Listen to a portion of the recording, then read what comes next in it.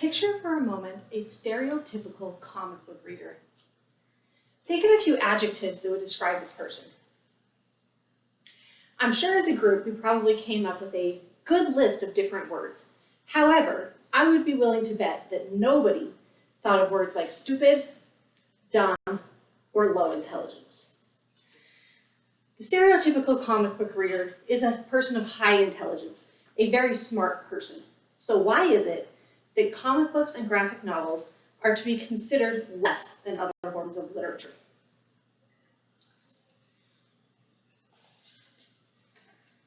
Today, I'm going to tell you why comic books and graphic novels should be encouraged reading for readers of all levels. I'm a mom of 2 kids and 4 stepkids, and I'm the kind of nerdy mom who encourages my children to write book reports in the summer to earn prizes.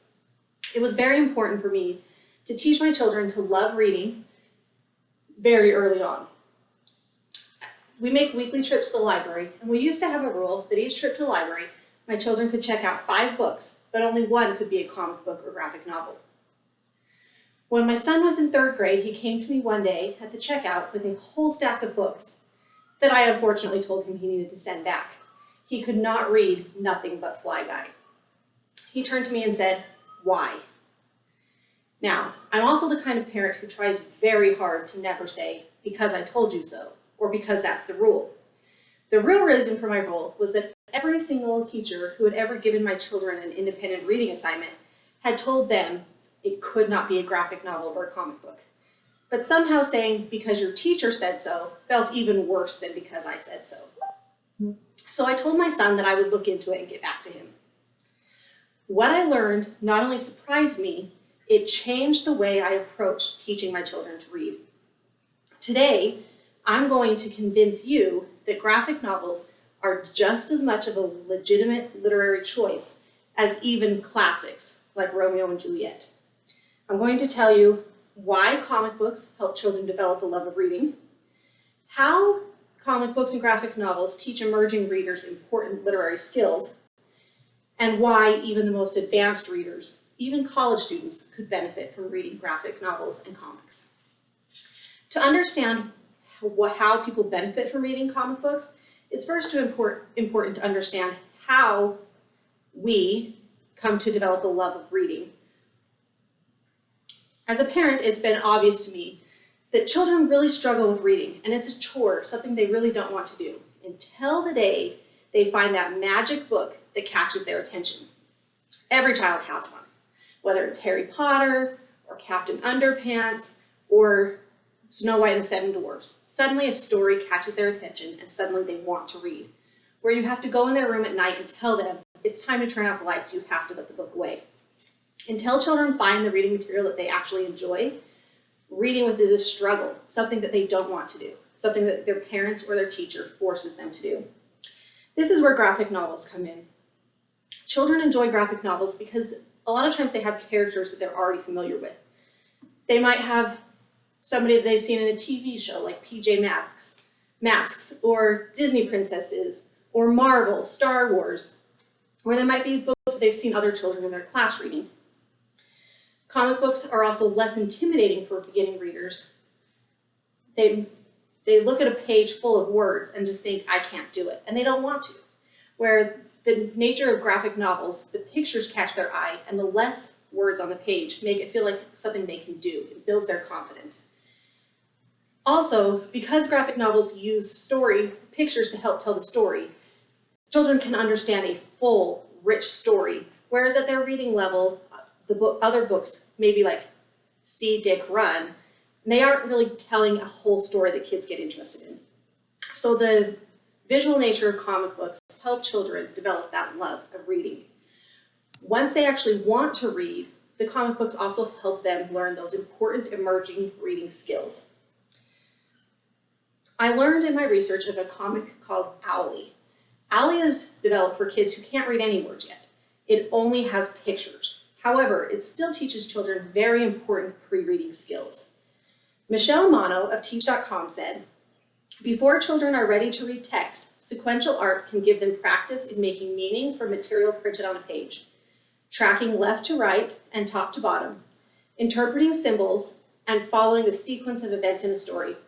Sequential art provides plenty of opportunity for connecting a story to children's own experiences, predicting what will happen, inferring what happens between panels, and summarizing just as you would with a text story.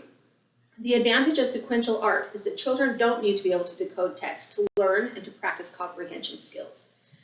So even as children are just learning to sound out words, they can benefit from reading comic books. As they gain more skills, the pictures and words together help increase their inference skills. As a child is reading, if they come to a word they don't know, whether that's because they can't sound it out, or maybe they can say the word but just don't know what it means, the pictures on the page give them clues to understand what that word is. This is called inference, and it's an important skill for children to learn. Reading comics also builds confidence in these early readers. Because there's less words, they can understand the story. It's also more socially acceptable. A child might feel uncomfortable reading what their peers would consider a baby book. However, even the child who's 2 grade levels behind could probably read the same graphic novel as a child who's ahead of their class. And carrying that book around doesn't brand them as a baby or somebody who can't read very well. So as children learn these reading skills, is it time to move on to harder text? No. Even adults, college students, very advanced readers can benefit from reading comics. The number one way that advanced readers benefit from comics is increased vocabulary. Manfred von Bolte, who is a dean of a prestigious private school and director of the Comic Book Project Canada, said, "In a personal and published study of over 1,000 comics and their inclusion of higher order words, most comic books and graphic novels featured an astonishing 36 to 76% of their text as representative of language found in senior secondary school and college and university placement text. By contrast, most other periodicals and newspapers only garnered 14% of these higher lexicon words. So the average comic book has literally 3 times as many college-level words as even the New York Times. I've learned this lesson about comics increasing vocabulary in my own life when my 2nd grader learned the word preposterous from reading Captain Underpants of all things. Graphic novels also engage more of your brain than average literature. Because they have the visual and text format, your brain is looking at both the words and the pictures at the same time and making more connections. Finally, it is scientifically proven that reading anything increases intelligence. So you may not enjoy sitting down and reading a classic, maybe the books you read for AP English. You might not enjoy reading self-help books or even religious books, but almost anyone can find a comic or graphic novel that they enjoy. They come in all forms, from the classics like Calvin and Hobbes and Garfield, through graphic novels used to teach science and history.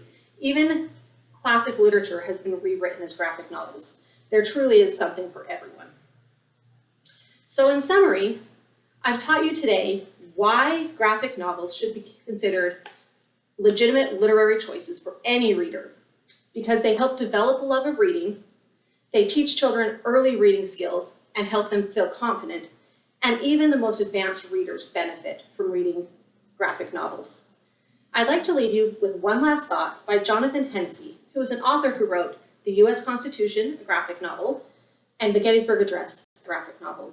He stated, "It always strikes me as supremely odd that high culture venerates the written word on one hand and the fine visual arts on the other. Yet somehow putting the two together is dismissed as juvenilia. Why is that? Why can't these forms of art go together like music and dance?"